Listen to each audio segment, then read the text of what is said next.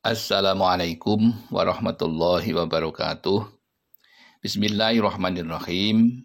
Alhamdulillahirabbil alamin.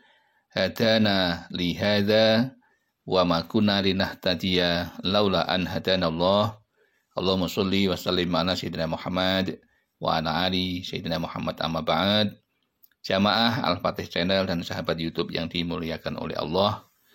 Senang sekali pada kesempatan yang baik ini kita bisa bertemu kembali dalam suasana yang penuh dengan keceriaan dan keselamatan. Maka mari kita syukuri dengan mengucapkan Alhamdulillahirabbil alamin.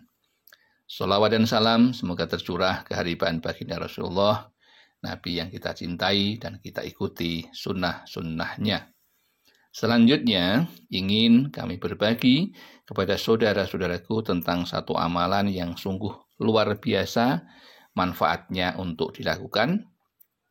Adapun judulnya adalah jika tahajud membaca 2 surat mustajab ini, maka pertolongan Allah datang, hajat pun terkabul.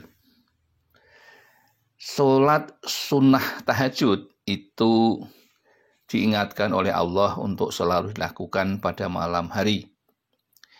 Seperti yang telah Allah sampaikan di dalam surat Al-Isra ayat 79 yang artinya, hendaklah engkau gunakan sebagian waktu malam hari, maka tahajud sebagai tambahan bagimu. Mudah-mudahan Allah memberikan padamu kedudukan yang baik.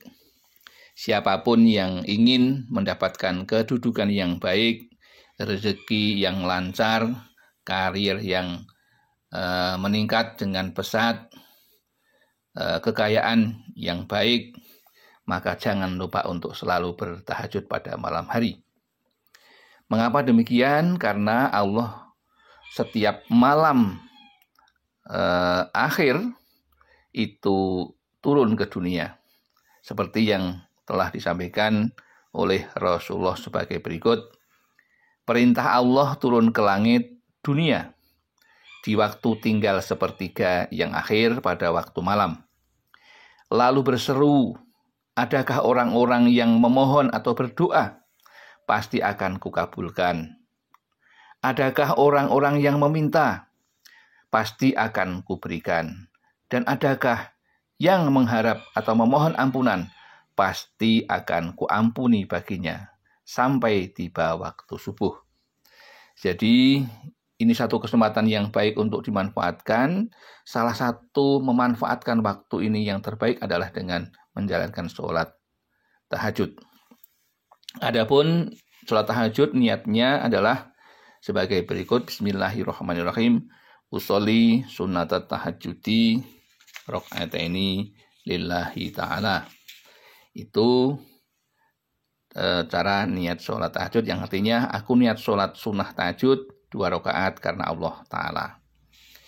Setelah itu Anda sebaiknya melakukan pilihan surat yang dibaca sesudah surat Al-Fatihah, yaitu seperti yang telah dianjurkan dan dijelaskan oleh Ibnu Mas'ud yang artinya, tak terhitung aku mendengar Rasulullah Shallallahu Alaihi Wasallam membaca surat Al-Kafirun dan surat Al-Ikhlas ketika sholat 2 rakaat setelah maghrib dan 2 rakaat sebelum sholat subuh. Hadis riwayat At-Tirmidzi. Itu 2 surat pendek tetapi sungguh luar biasa maknanya dan manfaatnya, maka anjurkan untuk dilakukan, yaitu ketika sholat tahajud. Karena dengan membaca 2 surat itu dan waktu yang tepat untuk meminta, yaitu sepertiga malam yang terakhir sebelum subuh, maka insya Allah doa-doa Anda akan dikabulkan oleh Allah Subhanahu wa Ta'ala.